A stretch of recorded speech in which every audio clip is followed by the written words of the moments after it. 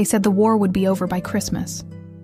But Christmas came, and the letters never stopped coming. These aren't just words on paper. They are echoes from the past, voices of women waiting for soldiers who would never return. Today, we're opening these letters, reading the stories history often forgets. Let's begin with the first letter, a letter of pure, unblemished hope. It reads, "Dearest, the morning light falls across our field. The children ask when you'll come home. I tell them soon. I tell myself the same." She wrote this with a heart full of hope, painting a picture of home, of normalcy. What she couldn't know, what no one had told her yet, was that he had already fallen, weeks before her words even began their journey across the war-torn landscape. Her hope was already a memory. She just didn't know it yet. Then comes the second letter, a note tinged with a growing unease. The silence from the front lines was becoming deafening. "Your last letter smelled of smoke. Do you still have the scar on your hand? Please write. The nights are longer now." She's searching for any connection, any small detail to hold on to. The scar on his hand, a tangible memory. But no reply came. Only whispers and rumors from the front, tales of fire and fog, stories that concealed more than they revealed. The silence was an answer in itself, but one she wasn't ready to hear. The third letter is an act of sheer will. It's a prayer, a desperate plea to the heavens. God will bring you home. He must. When news is scarce and fear is abundant, faith can become the only nourishment. For this woman, and countless others like her, belief wasn't a choice. It was a survival mechanism. It was the only thing she could feed herself on. The only thing that could get her through another day, another long, silent night. She willed it to be true, because the alternative was simply unthinkable. Now, we come to a promise broken not by choice, but by fate. He had promised to plant the orchard with her when he returned, a symbol of a future they would build together. But he didn't return, so when spring finally broke through the cold earth, she planted it alone. A silent, solitary act of remembrance. One tree for every month he'd been gone. Each sapling a testament to her waiting, each root a prayer in the soil. The orchard grew, but it grew around a space that would forever remain empty. The fifth letter is what we might call the widow's letter. By now, the official telegram has likely arrived. The dreadful news is no longer a fear, but a cold, hard fact. Yet, she continues to write. "I write though I know you cannot answer. I just need to write your name one more time." It's a ritual of grief, an act of defiance against the finality of death. By writing his name, she keeps him present. She keeps the memory tangible, refusing to let him fade into just a name on a memorial wall. Imagine a letter that sits on a table for 40 years.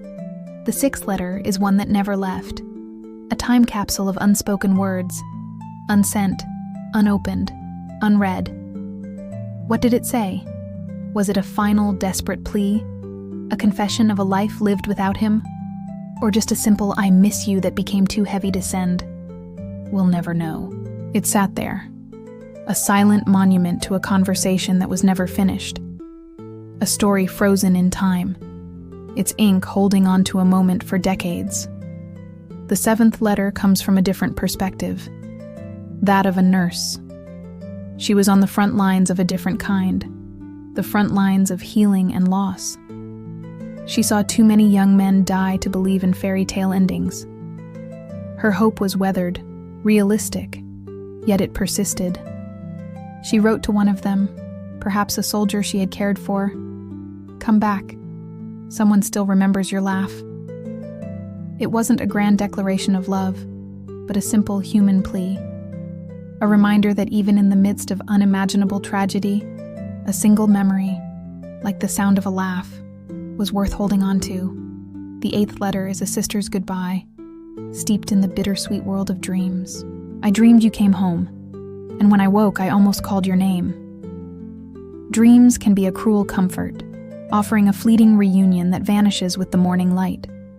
That moment of waking, when the dream feels so real you almost speak their name aloud, is a unique kind of heartbreak.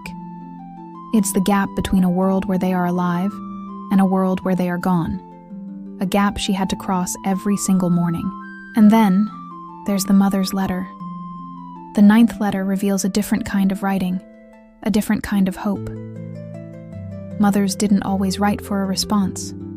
They didn't write to hear news. They wrote to keep their sons alive, if only on the page. Each letter was a thread of connection, a way to maintain their role as a mother, to care for their child even from 1,000 miles away. The act of writing was an act of creation, of sustaining a life that was constantly in peril.